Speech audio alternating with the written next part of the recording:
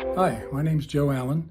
Debbie called me in, I guess, observance of our 70th birthday, since I've been doing this for 50 some years, to maybe share some things that happened during my career that would probably amaze most people, the drastic changes that we've had. I'm happy to share a few, and I'll go ahead and get started. I've got a brief amount of time here. The contracts back in the early 70s were only a page and a half or so. Maybe an occasional addendum would attach to it. Nothing like the 15 to 20 pages we have today. It was much simpler. When I'm talking about John here, my friend, he goes way back to the Pony Express. We don't have to go back quite that far. We went back to the just above the Pony Express, which is the telegram. If you had a house listed here, the seller moved to North Carolina. You simply call the seller when you get a contract and say, "This is the terms of the contract. Would you like to accept it?" He says yes.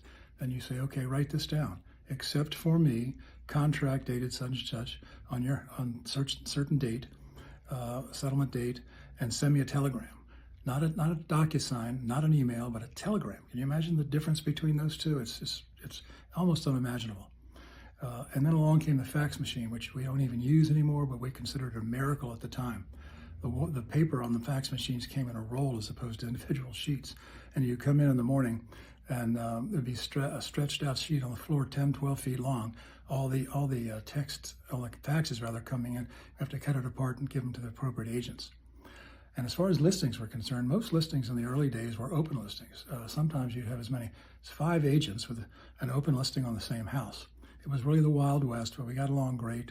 We've always got along great in our association, even up to this day.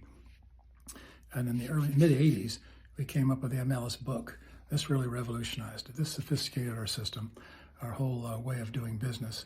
Most listings then became exclusive listings, which hopefully they are today. And those are just a few changes that have come my way. I'm wrapping up now. John and I will ride off into the sunset. Happy birthday, everybody.